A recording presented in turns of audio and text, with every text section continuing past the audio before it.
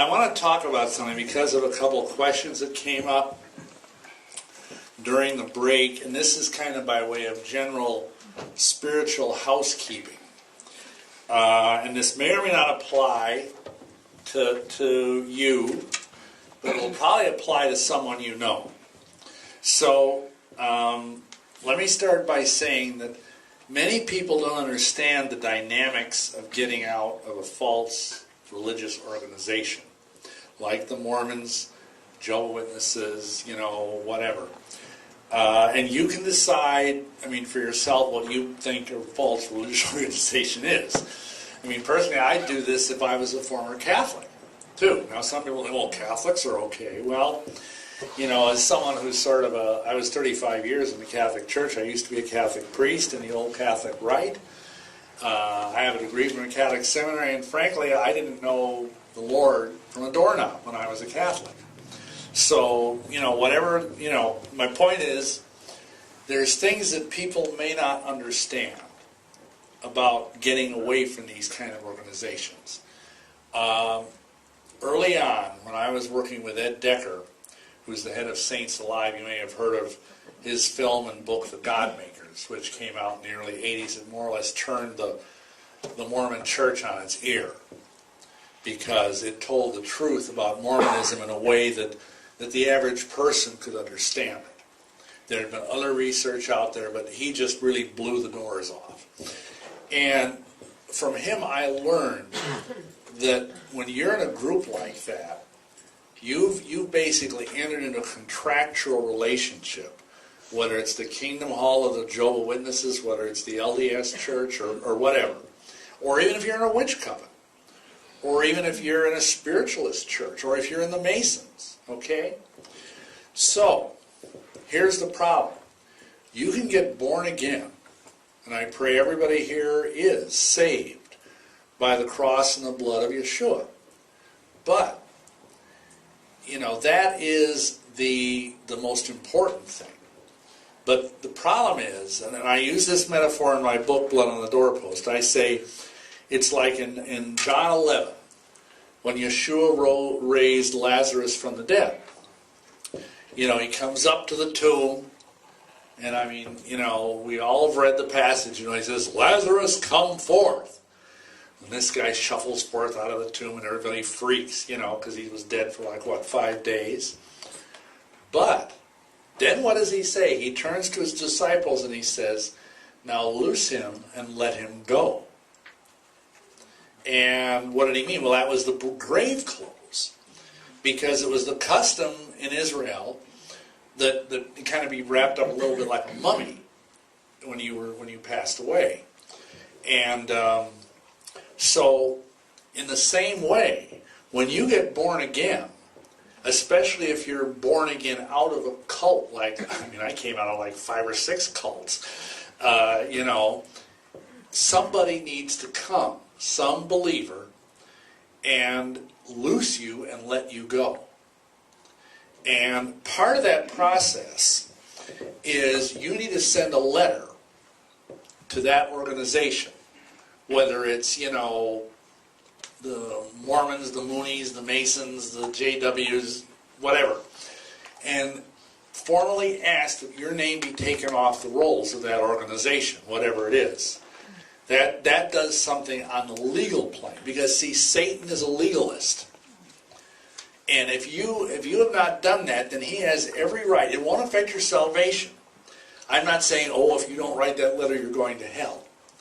But what I am saying is, in your Christian life, you're going to be shuffling, kind of like someone who's bound up in the cerements of grave clothing, like Lazarus was. And that's critically important. Now, also, you need to renounce spiritually that organization. And we have prayers for doing this in the back of Blood on the Doorpost, which is our spiritual warfare manual, so to speak. It's out there on the table. That was a shameless plug, I'm sorry. Anyway, and we have the strong men listed. So, for example, if you're a former Freemason, Or if you have that in your family, like maybe your dad was a Freemason, your grandfather was a Freemason. Because this stuff percolates down to the family lines, okay? You know, the sins of the fathers are visited unto the children, even to the third and fourth generation. But remember the other side of that verse, which is the good news. This is right out of the Ten Commandments, folks. This is right in the middle of the Ten Commandments. People say, oh, I don't believe I can get sins from my father. Well, it's right in the Ten Commandments. But the next verse, Yahweh says, but my mercy is unto 1,000 generations of them that love me. So, you know, we want to emphasize both of those. But you need to deal with that, because otherwise it's going to affect you, it's going to affect your children, your grandchildren, your great-grandchildren. Because the devil, as I said, is a legalist, and if he can find any kind of way to get in there, he knows he can't steal your soul. Okay? Your soul is in the hands of Yeshua. And he says, no man can take these out of my hand, those that the Father has given me. But he can make your life miserable. You might be on your way to heaven, but your life might be a hell. And I've been there. I've been there. I was born again in 1984, like I said in the first part of this. And yet, because I was in a denomination where they believed if you were born again, you couldn't have a demon. That's a very common teaching in the body. But it's not true. People say, well, if I have the Holy Spirit in me, how can I have a demon? Well, where is God? Everywhere. If the Holy Spirit is everywhere. So if the Holy Spirit is everywhere, then demons can be nowhere. And obviously there are demons. Well, of course, some preachers nowadays would deny that. But if you read the Bible, it's obvious there are demons. Amen? Amen.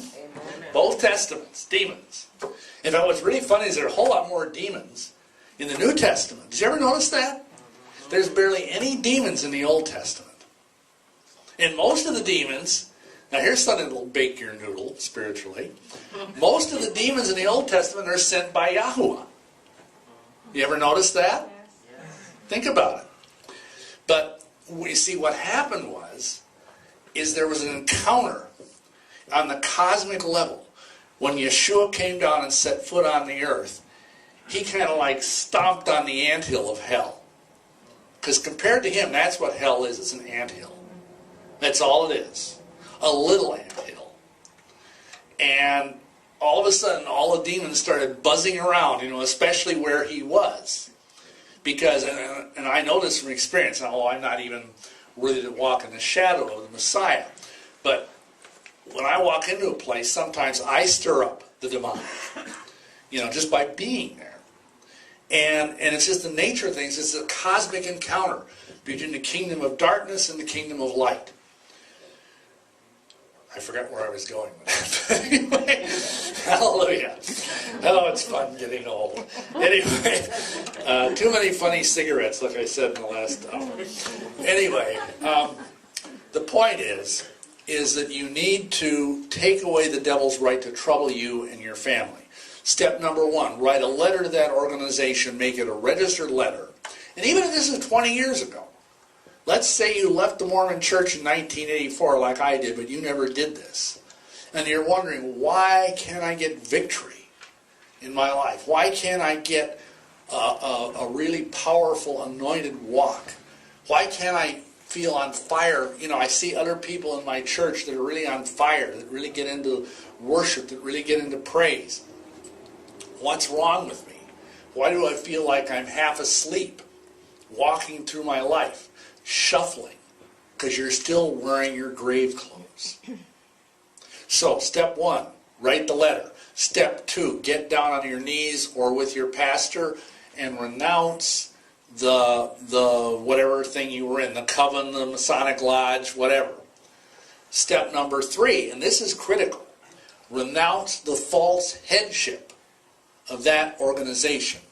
Because when you join an organization like that, you illegally enter into a covenant with like the governing body of the Jehovah's Witnesses, or the first presidency of the Mormon Church, or the Pope, or whatever, and you want to break that legal tie right then and there. So pray and renounce the false headship of that organization, whatever it might be. You can do this with a pastor. You don't have to. You can just do this in the privacy of your own prayer closet. And that is very important. Those three things are critical. Of course, get rid of any bric-a-brac that's associated with those things. You know, like Masonic aprons or whatever, if you were a Mason, or you have stuff from a relative that's a Mason. Or, you know, you get the point. You know, Books of Mormon. If you were a Christian Scientist, Science and Health, Key to the Scriptures. Jehovah's Witness Bibles. Anything like that. You need to destroy those things by fire, ideally. And if some people have said, well, that's not, you know, I live like in an apartment, what am I going to do? You know, well, you know, I tell people, hey, wait until there's a nice day, go to a park where they have like those little grill things where people cook hot dogs on them, get some lighter fluid, throw your Book of Mormon into the grill thing and, you know, pour some lighter fluid on it and, poof, you know, burn that sucker. And people say, you're not saying to burn a book. That's like Nazis, man. Well, I'm sorry. It's biblical. Amen? Amen. It talks about how, I think it's in Acts 19, that, you know, all these people came together. There was great revival, it said, in that city. And they brought all their books of magic and of the curious arts. And they burned them. And oh man, you talk about that in America, you get people's ire up because we've been conditioned. Oh, that's evil, that's censorship. In fact, it's funny, I saw this one young person when I was down, I was preaching down in Australia. I was debating all of these witches in Flinders University, which is a major university in southern Australia. It was like 30 witches against me. But see, I had the Holy Spirit on my side. Amen. Plus, I also had the truth on my side, which never hurts. And this one young lady had a backpack. And you know, you see they have these backpacks and they have patches on them, and the patch said, read banned books. And I thought, that's interesting. You know, so I said, do you know what the #1 banned book in the world is? And she says, no, what? I says, the King James Bible. Oh. I ain't gonna read that. That's bogus. You know? Anyway, so the point being, burn things like that if you possibly can. If not, like some people say, well, I have this thing for my father, and it was this really expensive Masonic ring. It was like gold and diamonds and stuff. You can't really burn that. I says, no, but you can spoil the Egyptians. Because what Israel did is when they left Egypt, it said they spoiled the Egyptians. They took all of this gold with them out of Egypt, and what did they do? They melted it down and they made the Ark of the Covenant out of it. Because you know how much gold was in that Ark of the Covenant? Let me, you know, because it says that the top of it was solid gold. The Kippur, the mercy seat that had the cherubim on it. Imagine how much that would take, how much gold that would be to be about yay big and about 3 inches thick. Because the ark itself was a wooden box that was gold plated, but the lid was pure gold. Why? Because it represented the throne of Yahuwah. And, you know, hey, nothing but the best for our Lord, right? So anyway, the point is get rid of these things. And you can take a Masonic ring or whatever and melt it down and make it into something Christian. Like make it into a little thing that has a fish symbol on it, or a little thing with the divine name on it, or something like that. You know, whatever, you know, floats your boat. But the important thing is not to have any of these things in your possession or in your family's possession. Unless you're a minister. I mean, if you're a pastor or something like that, where you might need to have a Book of Mormon or something like that just to use for research. Like I still have some of my stuff. And it's because the Lord told me to keep it, and I'm glad I did, because when I do some talks and things, I need to refer back to these things.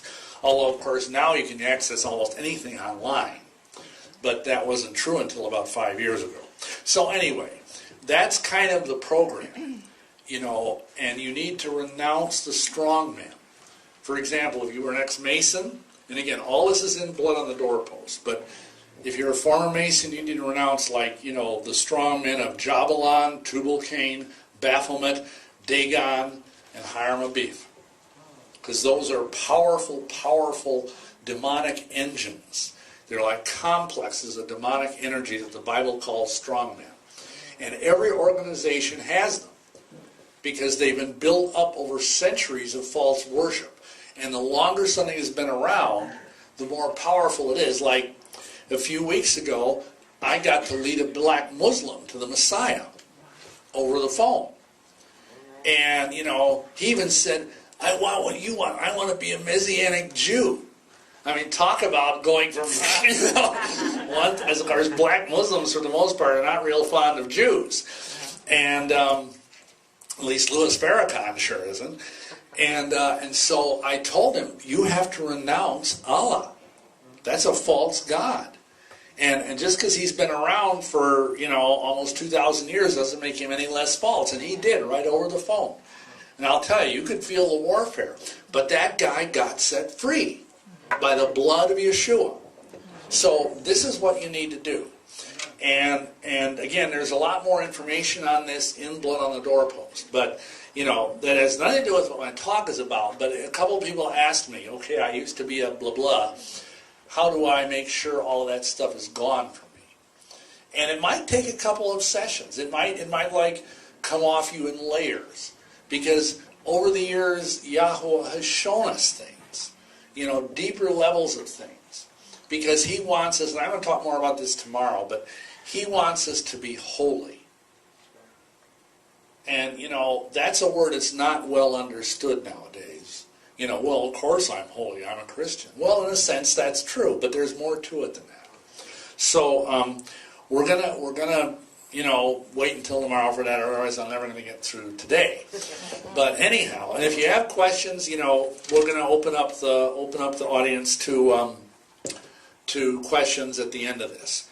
But for now, I want to talk about the whole vampire thing in a little more detail because, you know, that's what's out on the sign, but also because my heart is kind of in this.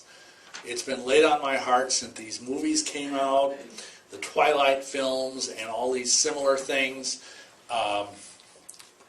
It didn't used to be like this. I mean, I know some of you, maybe all of you are so sanctified and holy you never watch movies. I don't know. But, you know, if you watch films over the last 20 years or so, it used to be that there'd be like this cycle. About every 5-10 years, there'd be a spate of a few vampire movies. You know, a new version of Dracula would come out, or some awful thing or other. And I used to be an aficionado of these movies. I mean, when I was a witch, I would go and I'd root, like, you know, I actually rooted for the demon in the Exorcist movie, believe it or not. I would cheer for Pazuzu because that was the name of the demon in the Exorcist. That's how bad I was. I was really bad, you know. People say, you know, well, I'm bad. Well, I was really bad. But not bad enough that Yahweh couldn't save me by the blood of Yeshua. So, but it's recently, and I believe it started with the book Interview with a Vampire by Anne Rice, back in the early 90s. And all of a sudden, it's like this snowball rolling downhill. She started the whole idea of vampires being more sexual, more romantic. You know, it's kind of dark. And in my book, Romancing Death, I talk about the whole idea of this dark, Bryonic hero, which is a term out of literature. There was this poet named Lord Byron. And he kind of created this sort of idea of the dark, mysterious, slightly bad, but sexy hero. And you see it a lot in literature. I mean, even someone like, you know, in the totally secular realm, James Bond. Dark, dangerous, slightly evil, but yet still sexy. And that's what these vampire things started playing on. Was that you even saw it to a limited degree with Dracula. Believe it or not, Dracula is 130 years old, the novel. No, 120 years old. It was written in 1890. Think of that. And that's an enduring icon of our Western culture, for better or worse. You know, Bela Lugosi, you know, I want to drink your blood, and all of that. And yet, people have made a religion out of that, literally. When I was in this stuff, I was told that the Dracula was like a black Christ, not racially black, but metaphysically black.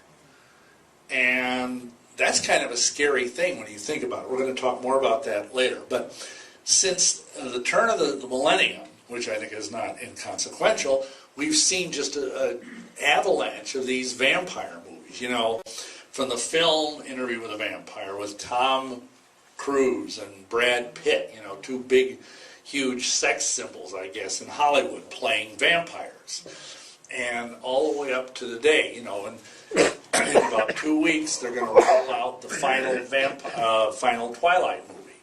And it's going to be huge. I mean, they're already just glutting ticket sales. People are just obsessed with this stuff. And we're going to kind of explore why that is. But, and unfortunately, a lot of this is directed at young people. And as I kind of alluded to in the first hour, for the same reason that the occult is appealing, this stuff is appealing. Because it offers a promise of power. And that's the deception. Now here's the difficulty.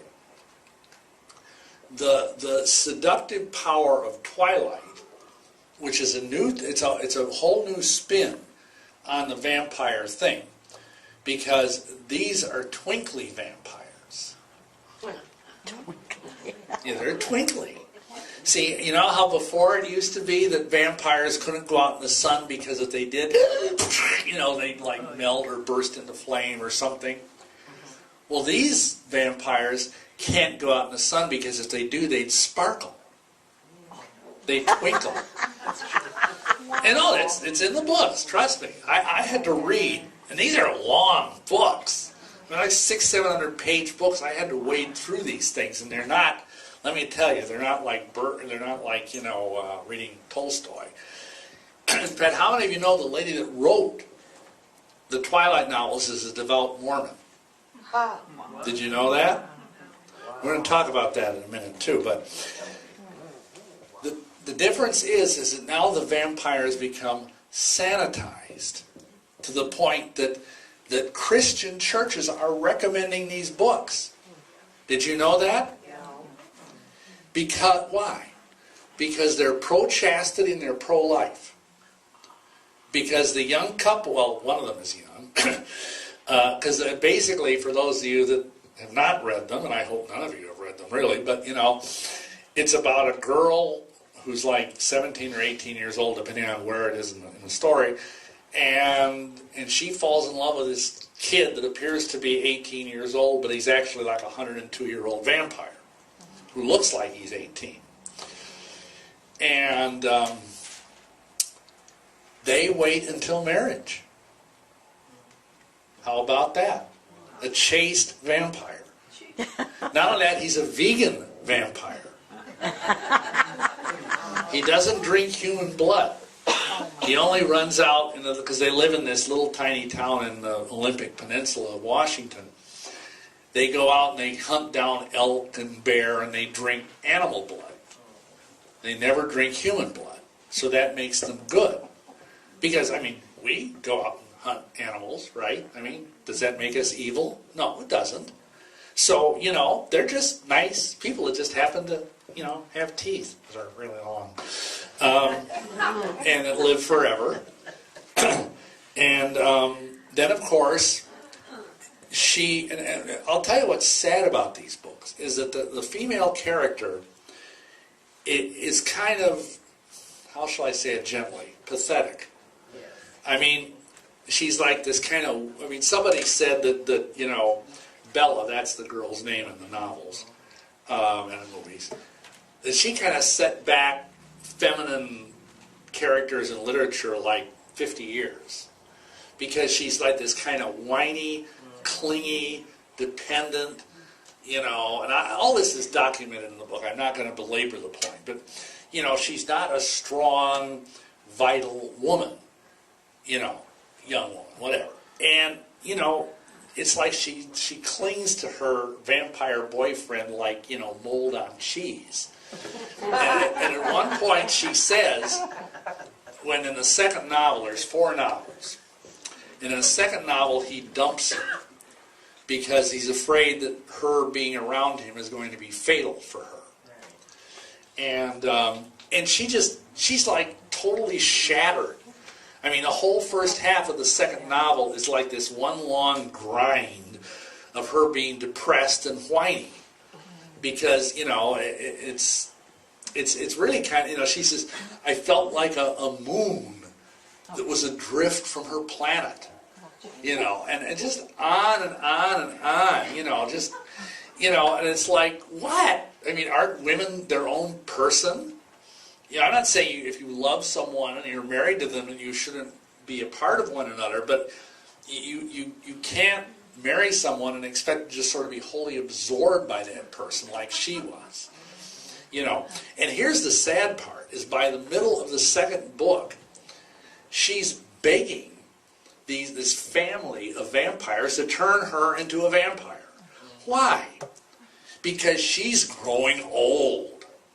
She's going to be 18. I mean, it's like she's got one foot in the grave and the other on a banana peel. Because she's going to be 18. I can't even remember when I was 18. But, you know, anyway, and she doesn't want to be turning into this. She actually has this nightmare about being this old woman, and Edward, who's the vampire boyfriend, is still looking like he's 18, you know. So this is what she, you know, she desperately wants to be made a vampire. And they actually discuss the metaphysics of this in the books. You know, Edward is afraid that if he makes her a vampire, she will lose her soul. And she says, I don't care. She says, if heaven doesn't include you, meaning Edward, I don't want it. Now, can you imagine a church promoting books that has that kind of a message in it? No, but yet they are. Now, the other thing is, okay, they finally get married. I mean, this is a huge spoiler alert if you care. But they get married. They have this beautiful wedding, you know, but it's got to be in the shade because otherwise the groom would twinkle. And listen, I'm not making this up. Oh, and there's also werewolves in it too, except they're Native American werewolves, so they're politically correct werewolves. But anyway, I'll admit this lady, Stephanie Myers, has hit all the right buttons, you know, when she wrote this. And obviously she's become an incredibly wealthy woman. But anyway, so they get married, they go off, and by the way, like all vampires in movies, these vampires are filthy rich. For some reason, it's like, I don't know whether they have a really good investment banker or what, or they just figure, well, if we live forever, we can afford long-term investments, but they're like just incredibly rich. And so they go off to a private island off the coast of Rio for their honeymoon. And anyway, she gets pregnant, very rapidly pregnant. Like she's already like this in like 5 days, because she's got a child that's half vampire. And this is the dynamic of the fourth. Well, actually, there's 5 movies because they split the final book in 2. The movie that's coming out in a couple of weeks is going to get into what happens post the birth of this child, and they're afraid that it's going to be a monster. And the parents, well, they're not really parents, but the family of Edward wants to kill the baby because they're afraid it's going to kill Bella. And she is fighting to keep the baby at all costs. And Christian churches like that because it's pro-life. And so they promote these books in spite of the fact that it's about a woman falling in love with a vampire. You know, where is the discernment? So anyway, and of course what people will tell me is they'll say, well, it's just fantasy. It's not like there are real vampires out there. It's not like there are real werewolves out there. Yeah, whatever. Let me say this. Even if that's true, even if it is fantasy, what should be the biblical response to fantasy entertainment on the part of Christians? Remember what Paul said in Philippians 4:8. He said, "Brethren, whatever things are true, whatsoever things are honest, whatsoever things are just, whatsoever things are pure, whatsoever things are lovely, whatsoever things are of good report, if there be any virtue, if there be any praise, think on these things."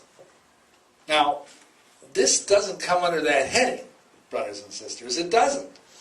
You know, this is perverse.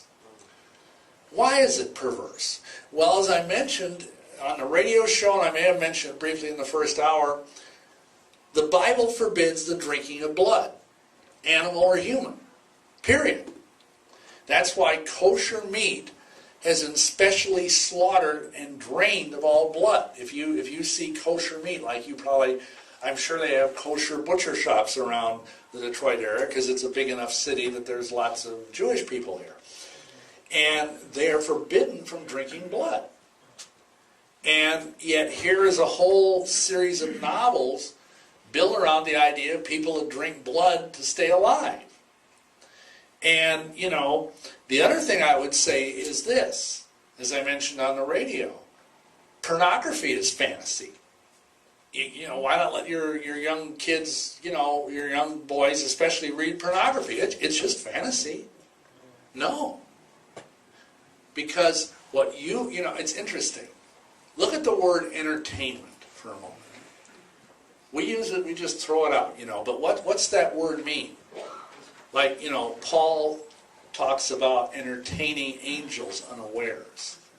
To entertain means to invite something.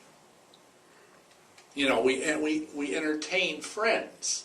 We entertain angels. We entertain thoughts. These are things we invite into our either home or whatever, or into our minds, into our hearts. Because I'm sure everybody here has read a novel. If you haven't, please talk to me. It's a great experience if it's the right novel. And you get caught up in this stuff.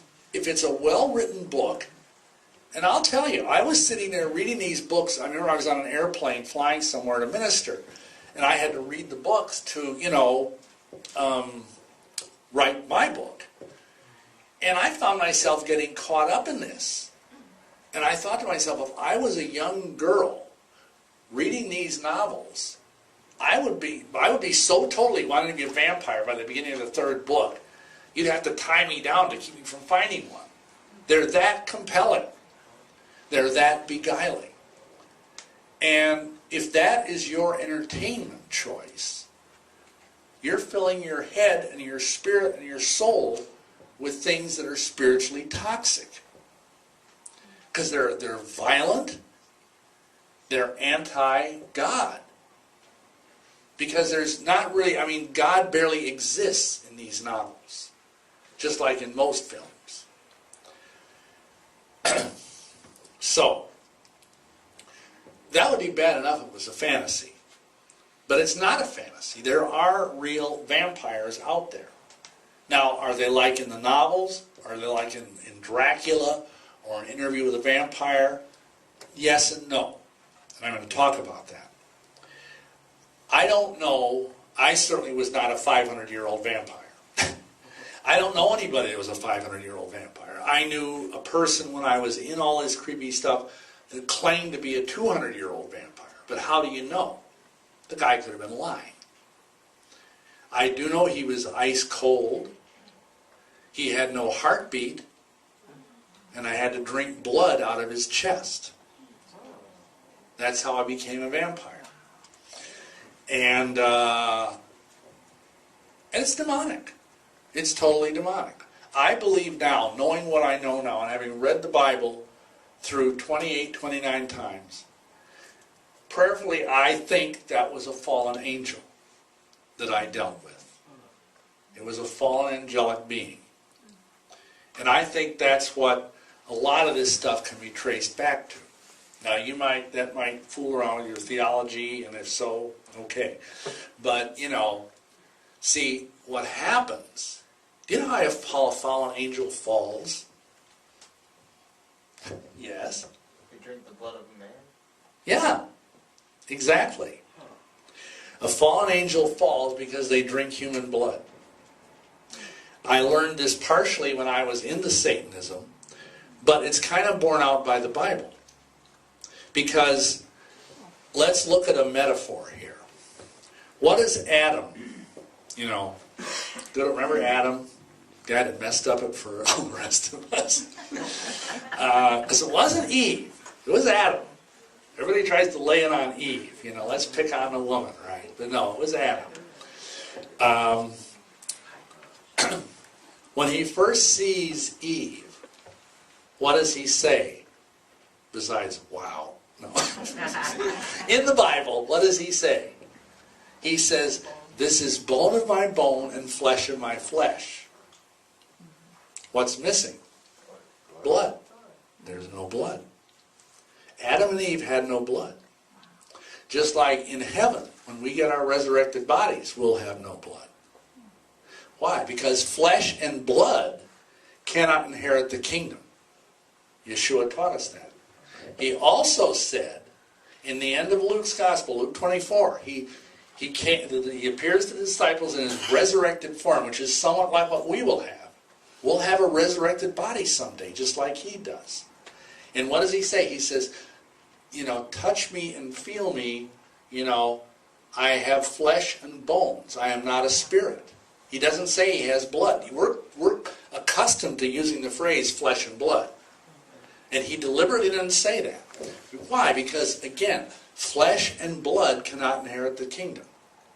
That's why he had to be killed in such a way that every drop of blood was drained from his body. So he could be the ultimate blood sacrifice. Because I had a Jewish guy come up to me and say, he wasn't a Messianic, he did not believe in Yeshua. And he said, I got a question for you. You seem to know the Torah pretty good.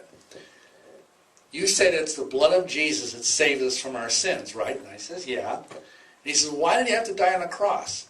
He was circumcised. When they circumcised him, his blood was shed as a little baby. Why didn't that save everybody? And I told him what I just told you. Because he had to drink, first of all, he had to fulfill prophecies. They shall look upon me whom they have pierced. And what's interesting is if you read the JPL, the Jewish Publication Society version of the Old Testament, they changed that. It says something about being torn apart by lions. They got rid of him having to be pierced. So in their own way, unfortunately, the rabbis are kind of occult too. They have their false teachings and they twist the scriptures to keep people from seeing the truth about the Messiah, which is very sad. Because they are the chosen people. But anyway, so no angel has blood in their veins. And then what happens is, the devil comes along and whispers in their ear. And I think you all probably understand this, maybe you don't, that angels have a weakness for women. They like women. And they especially like long hair on women. And so the devil, tantalizes them. But they know, the angels know, they cannot come down and procreate because they have no blood in their veins.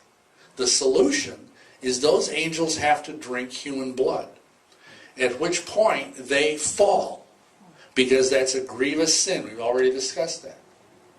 And they become mortal. They lose all of their angelic powers, but they don't lose their angelic wisdom. So they can no longer fly around the universe in the blinking of an eye. But they are still incredibly cunning and incredibly brilliant. And that's how they deceive us. And I would submit to you, from my understanding of these things, that, both from the Bible and from my own experience, that most of our governments are run by fallen angels. Now, I'm not saying like Obama is a fallen angel or that, the Prime Minister of Britain is a fallen angel. But I'm saying there are beings behind them that look human. And I've seen many fallen angels in my day, both BC and AD, if you know what I mean. And, they can look just like you and me. They can look male or female, they can look Asian or African or Caucasian. They can look like whatever they want, because they will deceive you. And that's why we're warned that we might be entertaining angels unawares. That can be good, like Abraham was entertaining angels unawares. But it can also be terrifyingly bad. Because when you're reading the Twilight novels, or letting your children read them, you are entertaining fallen angels unawares. And that's a grave spiritual mistake. Okay, back to the thing about vampires. I have never seen any vampire turn into a bunch of rats like Dracula does in the novel.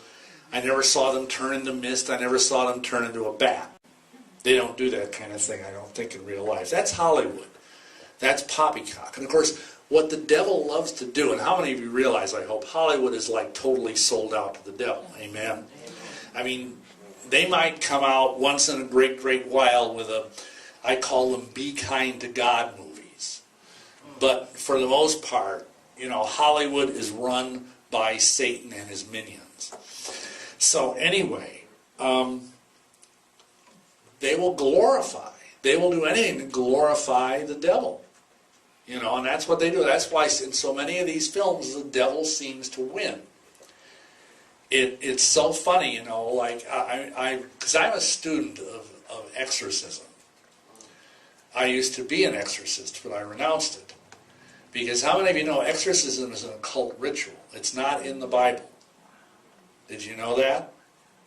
Think about it. The only exorcists in the Bible were the 7 sons of Sceva.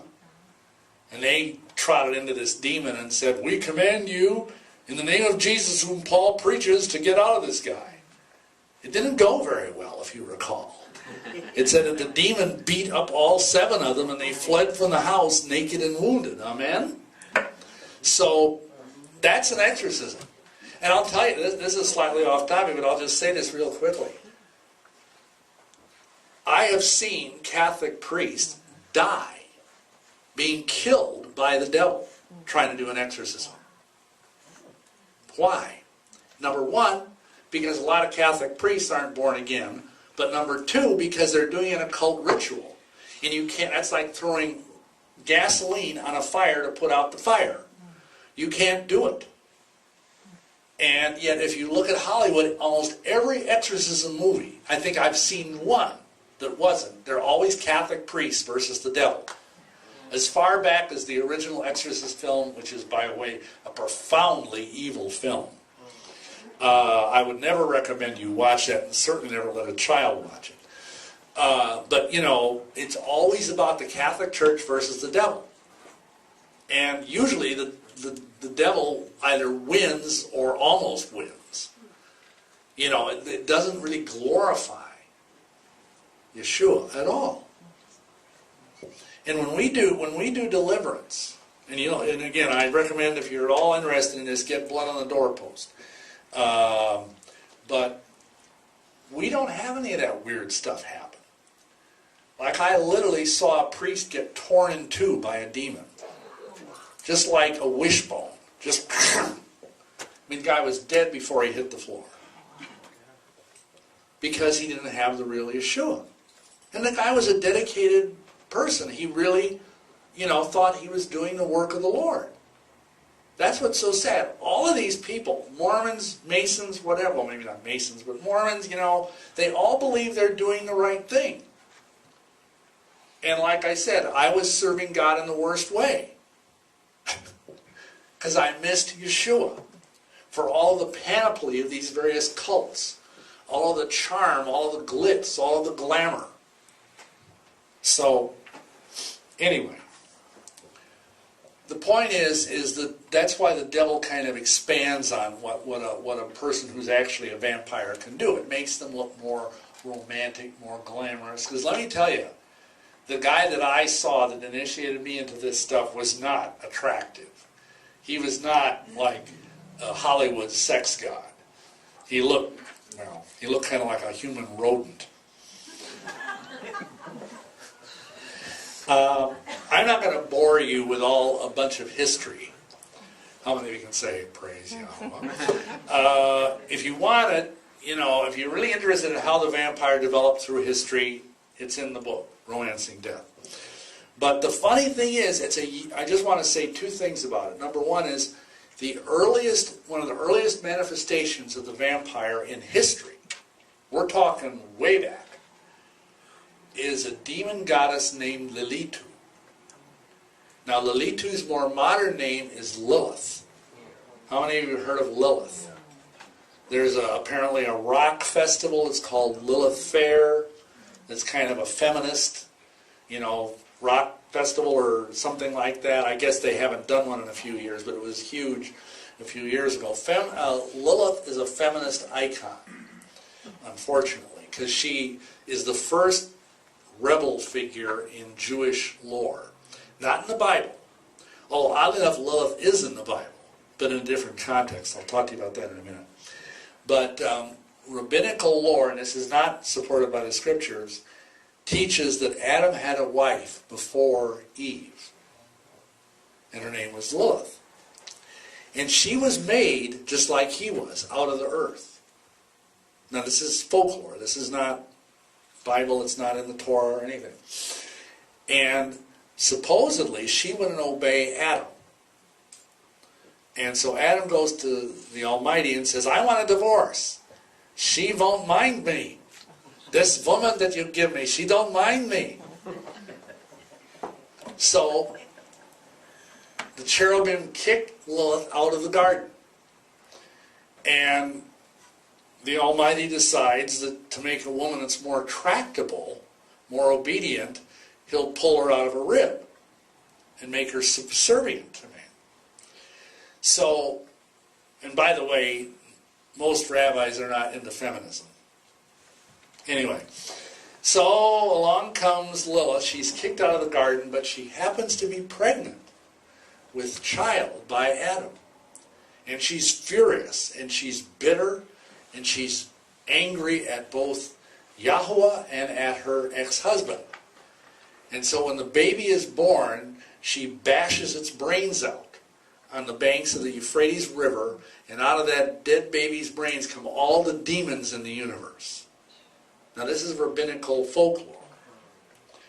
And that's why Lilith has come down to us as the patron saint of abortion and infanticide. And I believe there's a direct correlation between the rise of abortion in America and the rise of vampirism in America. Because Lilith is the queen of the vampires, the, so to speak, the matriarch of all vampires in folklore. And I think she's a strong man, or a strong woman if you prefer, that goes back thousands of years. I mean, there are actually sculptures of her that are 2,000 to 3,000 BC. That's how long she's been around. So this is a very ancient archetype that has been fed upon, and I don't have the exact. Oh yeah, in Isaiah 34:14, she appears. She's called in the King James Bible a screech owl, but the Hebrew word there is Lilith. Lamed Tav, Lilith in Hebrew. So she's regarded today by vampires as like one of their two main patron saints, along with Dracula. Okay, in every culture, this is the other thing I want you to understand, and I'll leave the history behind.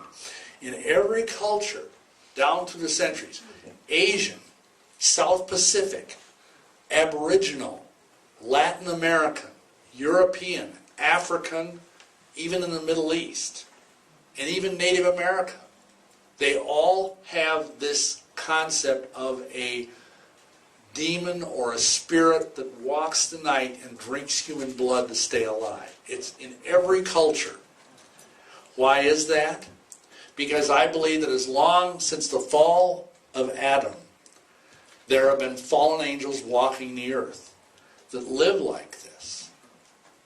And it's such an ingrained archetype because, again, it's sinful. It has the glamour of sin about it. And therefore, it's something we really need to be careful of. It's not just fantasy.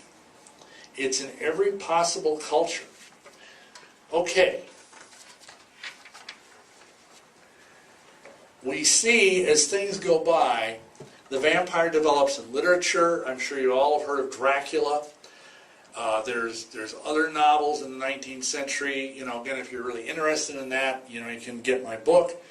But the point is, Dracula kind of became the gold standard. And really, up until the turn of the millennium, almost all vampire characters kind of fit into his mold. They couldn't go out in the sunlight. They were afraid of garlic. They could turn into animals, all this kind of stuff. And did you know there was a real Dracula? There was a real guy.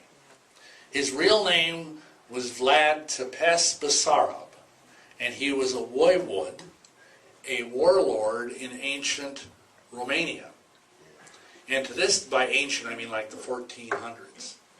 And to this day, they regard him the way we look at George Washington, as kind of the father of his country. But because he fought against the Turks, he was a very savage guy. And his name, Tsepesh, means impaler, because that was his preferred method of executing his enemies. He was a real law and order guy. Just to give an example of that, Vlad reigned over this area, and just to prove how feared he was, he put his own private golden drinking chalice on a well in the middle of the town square of his capital city. No one took it. Because they knew if they took it, he'd probably kill the entire city. He was that bad. And he was known as a terror to his enemies. But these were savage times.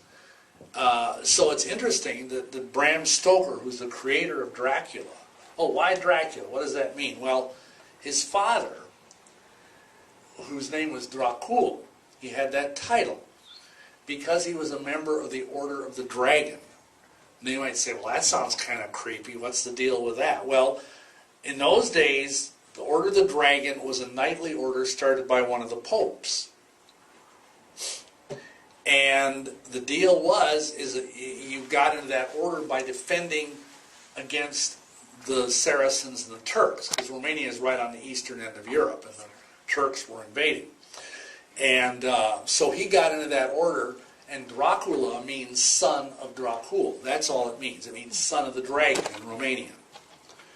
And anyway, the other kind of intriguing thing about all this is that for political reasons, Vlad, the son, he left the Orthodox Church, the Eastern Orthodox Church, to become Catholic.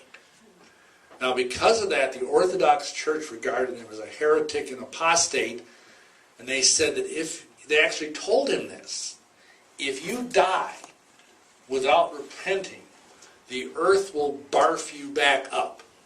You will never rest. It's like a curse. And this is an odd thing. I don't know if any of you are former Catholics, but in the Catholic Church, there's this idea of being an incorruptible saint. They have saints that are entombed in various cathedrals that have been dead for hundreds of years, and their bodies have never decayed. And they say, that's a sign of great sanctity. That's a sign of how special they are before heaven. What's weird about it is that in the Eastern Rite, the Eastern Orthodox Church, like the Greeks and the Romanians and all of that, they believe that if you're preserved like that, it's a sign that you're cursed.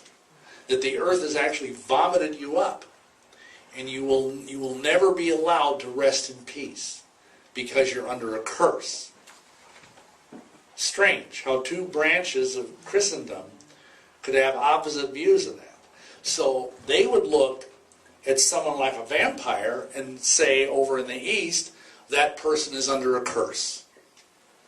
And that is why, the whole idea came about that there's certain things that make you a vampire. If you're a suicide, if you were cursed by the church, things like that.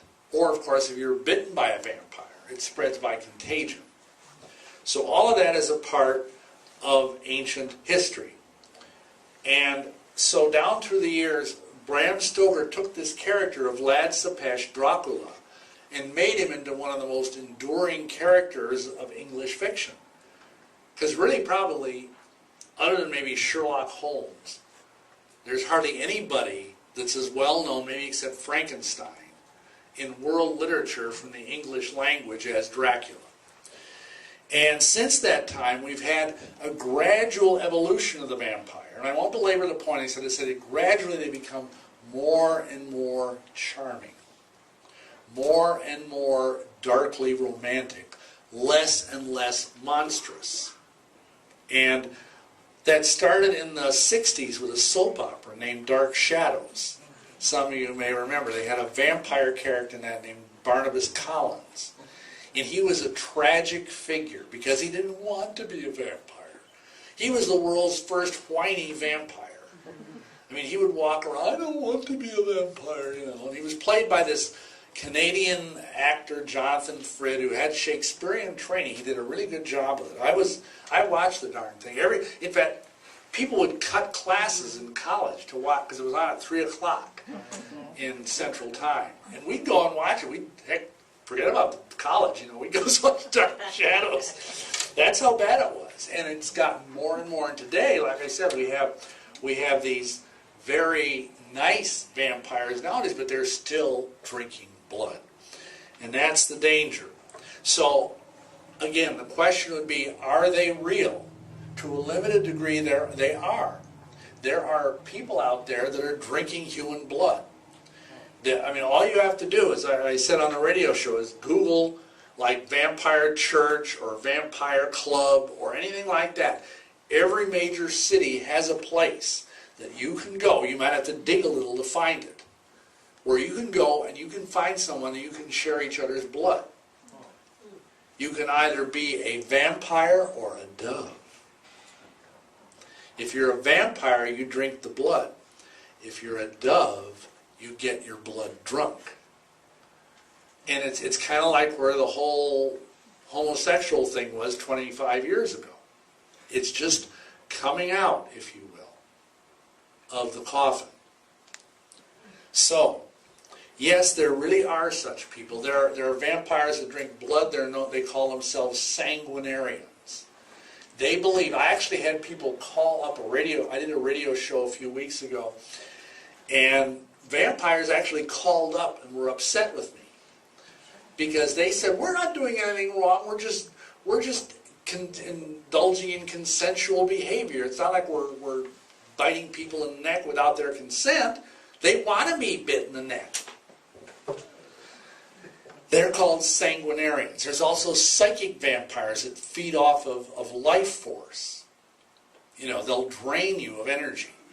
And they're more common than you realize. Have you ever been around a person where they love to get you angry, they love to get you upset, and then afterwards you just feel drained? They're psychic vampires. They might not even know they're psychic vampires, but they're psychic vampires. And nowadays there's a whole subculture of this. You can watch TV shows on the History Channel where vampires are interviewed. They've been on reality series. It's bizarre.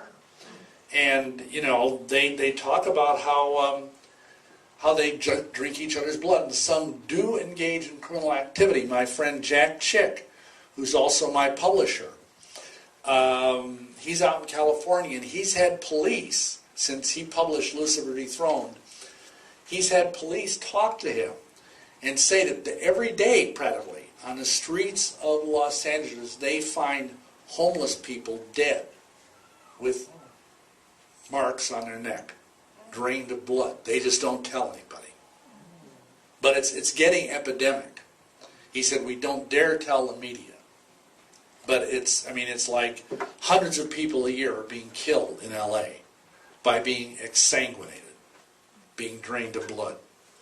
So, and who's going to know? It's homeless people. Nobody's going to miss them.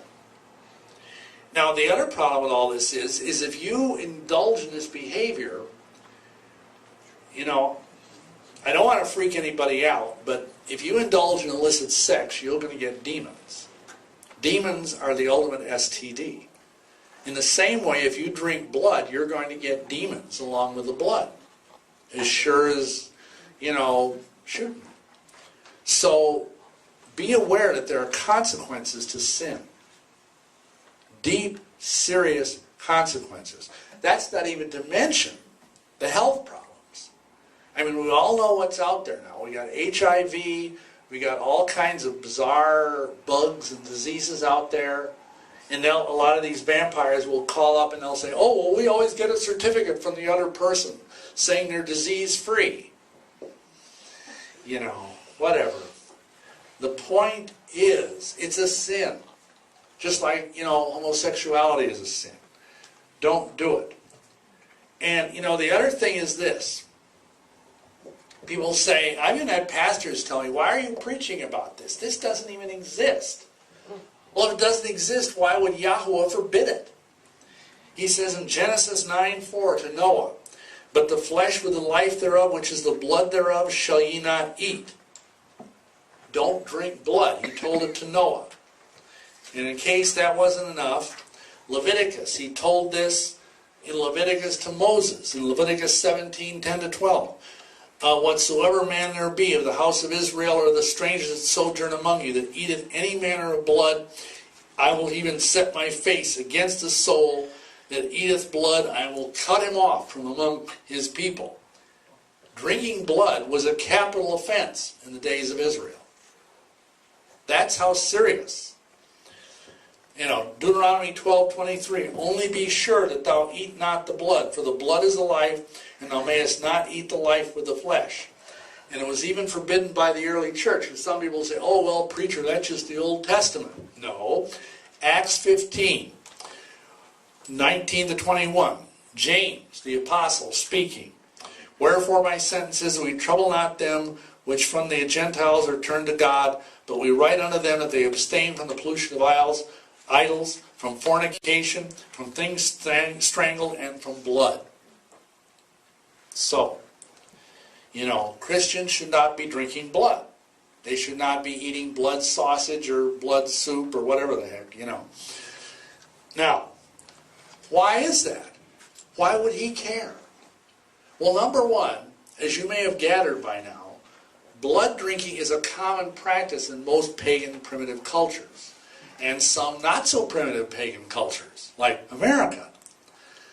It's getting more and more common. It was common around Israel in the days of the Old Testament. That's partly why I did it. But also, blood drinking is highly addictive. And I can tell you that from personal experience. They actually, talk about this. It's a medical condition. There's actually a mental illness. It's called medical vampirism. Think about it. Where people think they have to drink blood, and they'll even bite into their own vein and drink their own blood if they get desperate enough. It's just like being a heroin addict. I would submit to you that in my experience, it's more addictive than drugs. It's more addictive than crack cocaine or heroin. Because it's got such spiritual bondage with it. Not that drugs don't have a bondage of their own, they do. But the funny thing is, think about it. Nowhere does the Bible say thou shalt not snort crack. Or smoke it, I guess. See, in my day when I did cocaine, you had to snort it. But I guess now you smoke it. I'm showing my age. Nowhere does the Bible say thou shalt not shoot heroin. But it does say thou shalt not drink blood. And I'm not saying it's okay to do those drugs. I'm just saying that we sort of adduce that you shouldn't use mind-altering drugs from the prohibition against getting drunk. Because it's kind of the same thing. Now, we occasionally get calls by people who are being beset by vampires. Yes, we do. There's nothing special about vampires. They're just another manifestation of the power of Satan.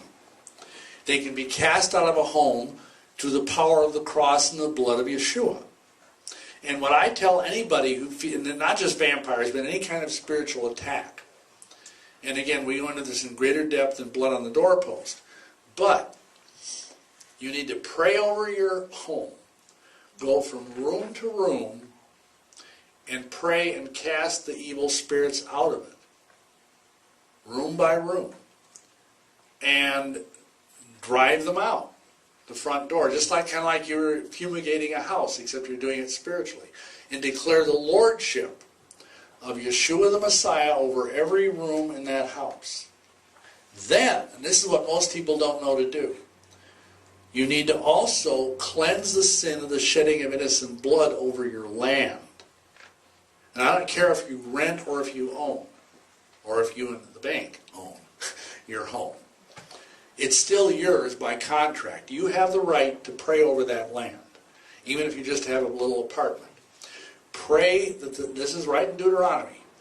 Pray that the sin of the shedding of innocent blood be remitted over the land. And that will those two things will remove most of the access points that the devil has to get into your home and trouble you. And what's interesting is, and I know this was true because when I was a vampire, I had to follow this rule. A vampire cannot enter a home unless they're invited. Did you know that? Mm-hmm. Yeah. You have to invite them in. I literally had to stand at the door and wait until somebody said, come in. Or I couldn't go into a house.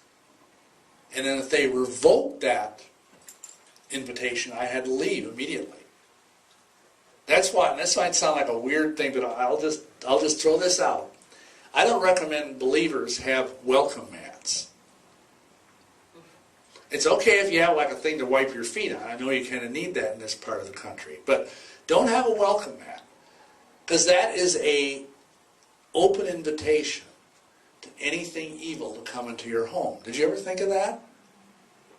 Think about it. Because we want to be careful who we entertain. Because once you let something like that into your house, it's not easy to get rid of it. And, you know, think this only applies, by the way, to private dwellings. A vampire can walk into a bank, or can walk into a theater, or can walk into public places as much as they want. So, you know, the point is that if you think you're being beset by vampires, just pray in the name of Yeshua and rescind the invitation, whoever it might be. Because you don't know, I mean, most real vampires don't look like vampires. I mean, they don't walk around wearing black and goth and black lipstick and eyeshadow and have long stringy hair. No, that isn't what I looked like when I was a vampire. I looked reasonably normal. And most of the vampires I knew and have met over the years look reasonably normal. I mean, they might look a little strange in the eyes if you have spiritual discernment, but they look reasonably normal. And all this relates to the idea that there's a voluntary element in evil. You know, you can't be held accountable for sin that you're forced to do. You see what I'm saying? But if you invite evil in, then watch out. If you entertain evil, then watch out. Okay, I'm going to talk real briefly about the whole werewolf thing, because I know some of you, your head started spinning when I mentioned werewolves. But believe it or not, there are werewolves out there. And friends of mine have seen them. I've talked to them myself. I haven't seen a full-blown werewolf myself, but my wife has. They're very scary and they're very real and they're very much the devil. Again, this is something that's been around forever in cultural history. Here in America, the Native Americans, some of the tribes have what are called skinwalkers. They're people that can turn into animals, just like that. And I'll tell you a true story, because people say, how can that be, Pastor? How can that be? Well, it's interesting. I know a guy who was a Christian pediatrician, and he lives up in the Pacific Northwest. And he told me this story himself, and I have no reason to doubt it. He would go and do pro bono work on the Indian reservation and witness Christ to the native people. And many of them were getting saved. And every evening when he'd leave, he'd drive out the gate of the reservation. There's this weird little old Indian lady standing there. She was wrapped up in a blanket, and she just glowered at him. You know, like, if looks could kill, his car would have probably blown up. And he thought, okay, whatever, you know. Well, after about 4 or 5 times, he'd go there every couple of weeks or so. He was driving out, it was still daylight. You know, the sun was still up. And she was standing there glowering at him, and literally, like that, she was gone, and there was this big raven standing on the ground. Just in the blink of an eye. And then the raven was glowering at him with those same black, beady eyes. And the raven looked at him as he kept driving out of the gate, and then the raven flew off. And he said, was that a skinwalker? And I says, yeah. Yeah, she was probably a medicine woman who hated the fact that he was bringing the gospel to these young Native American children and stealing them away from the ancient, religion. So, again, this is all over the world. We see this. And, I'll just tell you a couple of things that are from my lifetime, from my experience. I was down speaking in Salt Lake City at a conference for Ed Decker, and my wife was back up in the woods in Issaquah, Washington, and beset by a werewolf. All of a sudden there was this thing walking around the house, thump, thump, thump, like some very, very large animal.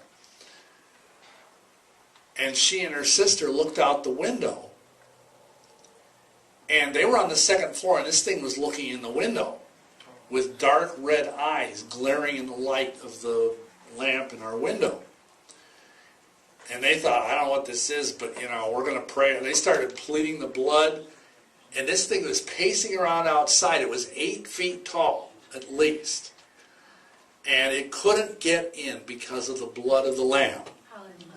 That's how powerful prayer can be if you know how to intercede, if you know how to pray. And in any event, the other one that happened out, there's a lot of weirdness in the Pacific Northwest, let me tell you. I don't know if any of you have ever been out there, but there's stuff out there that would kind of make, and oddly enough, also northern Wisconsin is another place where there's a lot of weird stuff. And we had a lady bring her son to us for ministry, and he'd had a horrifying experience. He and his friend were out after dark bicycling around, which was not a good idea in Seattle. And they were biking around a landfill, an even worse idea. And, smelly, horrible place, methane fires burning, stuff like that. And they were biking around, and they turned around this big, huge pile of trash, and they stopped because they saw this ritual happening about 50 yards away. It was this circle of people in black robes, and they were going to kill this woman. And they could tell that's what it was. The knife was going down and everything. And the kids freaked and turned around and tried to be quiet and pedaled the other way as fast as their little banana bikes could carry them. Well, believe it or not, they heard these footsteps behind them, boom, boom, boom, boom, boom, and they looked behind, and there was this thing chasing them on 2 legs, which was at least 2 stories high. It was black. That's all they could see, because, of course, this was in the middle of the night. and they're pedaling for all it's worth, you know, and the front kid is pedaling and pedaling and pedaling, and all of a sudden he hears his friend shriek, and looks behind him, and no friend, no bike, no nothing. And he keeps pedaling, and, you know, he was like terrified, and all of a sudden, boom, boom, boom, here's this footprints again. This thing is gaining on him.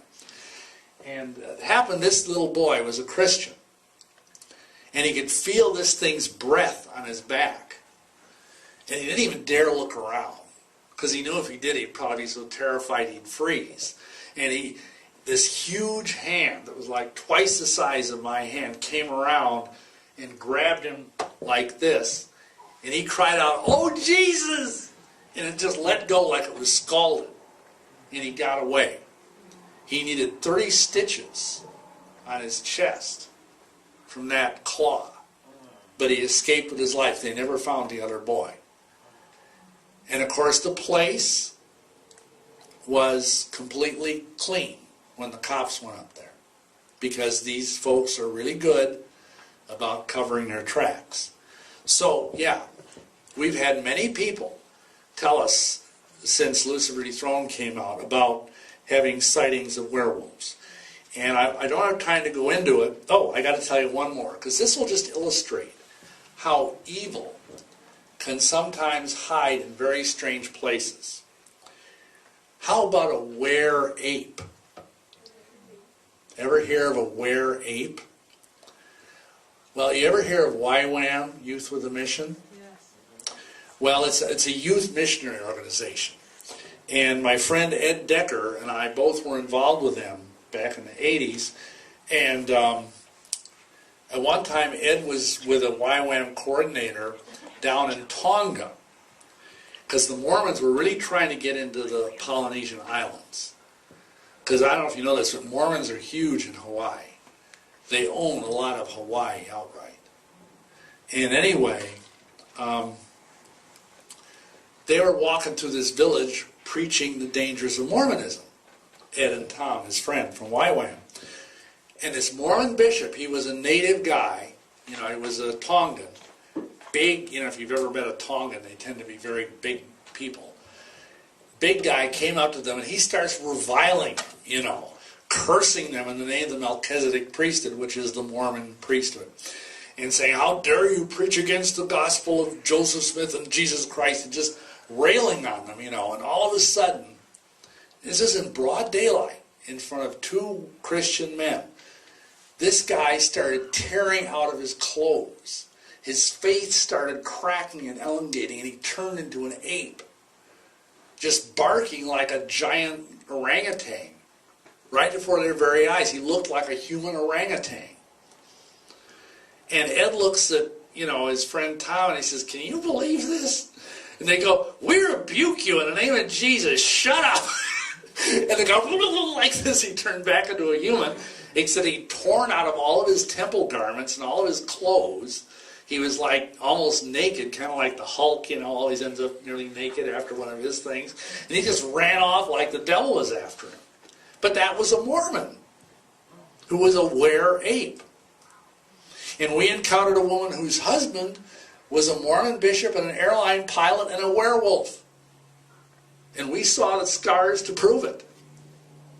She needed ministry because she wanted out of that marriage. You know, wake up one morning and find out your nice Mormon bishop is actually a werewolf. Yeah.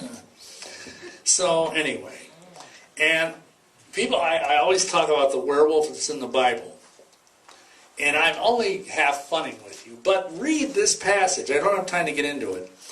But Daniel 4:14 through 16. It's about the curse that was placed on the book of Nezer.